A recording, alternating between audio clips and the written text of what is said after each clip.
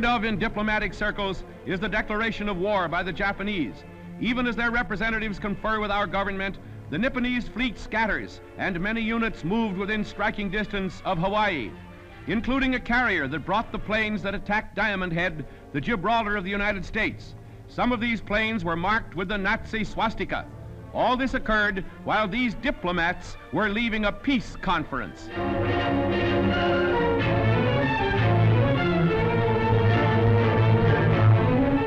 Secretary of State Hull, seemingly bearing the weight of his troubles, leaves his office to confer with the president, but not until he told the Jap peace envoys that he never had seen a document so crowded with infamous falsehoods and distortions as Tokyo's answer to the United States.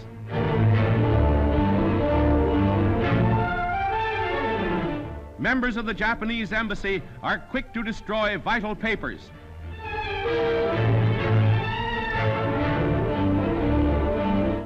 It's problematical that Mr. Roosevelt's note, sent as a final effort, ever reached Emperor Hirohito. Considered divine to most Japanese, the jingoism of the War Cabinet was responsible for the ill-fated attack on China, and regiments like these were thwarted in every attempt to conquer.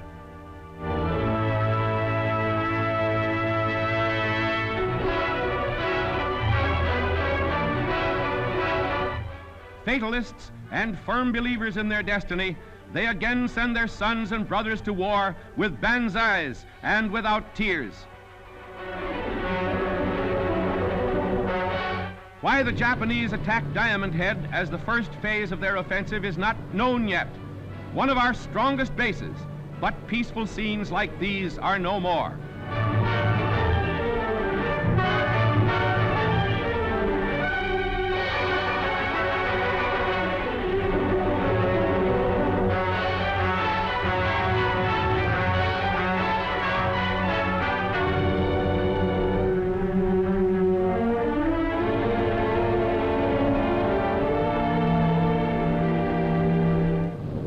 At dawn, in this island paradise, warplanes of the most treacherous of enemies, savagely and without warning, shatter the peace of almost a century.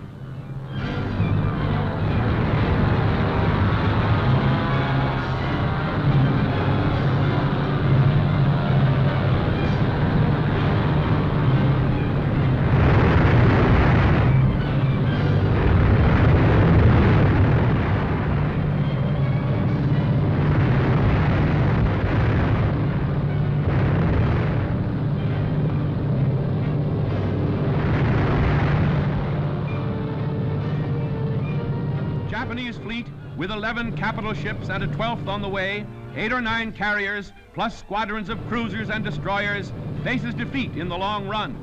The bulk of our hitting power is in the Pacific, and although at an early disadvantage due to Japan's treacherous attack from above and beneath the surface, the advantage in the end should and will rest with the United States.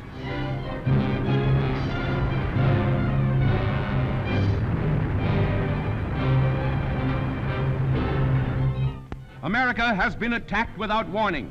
That's the dramatic, the almost fantastic news that Presidential Secretary Early tells the press. And throughout the nation, the news is flashed. It's war. American lives lost, American property destroyed. With growing resentment, Americans learn of the treacherous assault. We didn't start this war, but we can finish it.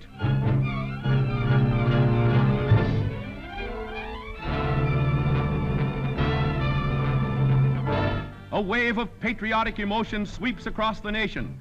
In our greatest hour of peril, a new unity and resolve binds us together.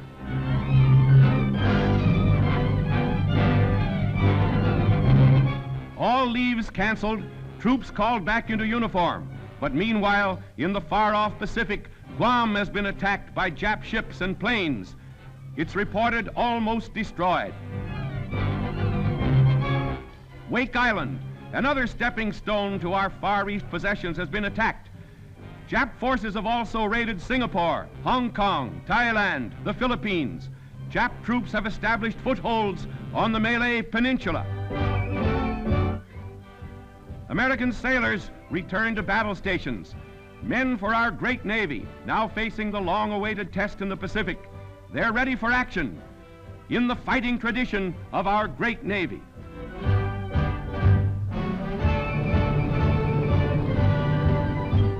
Immediately following the savage attack at Pearl Harbor, fleet units set out in pursuit of the raiders. The Jap carrier that slipped through with its deadly cargo has been sunk. Several submarines have been destroyed, and our battle fleet has made contact with the enemy west of Hawaii.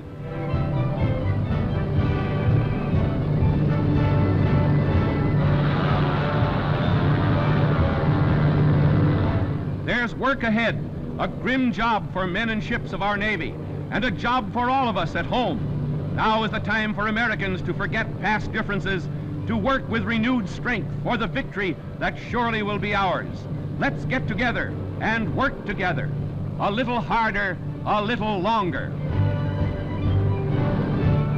Our greatest cause, our one and only cause now, is victory.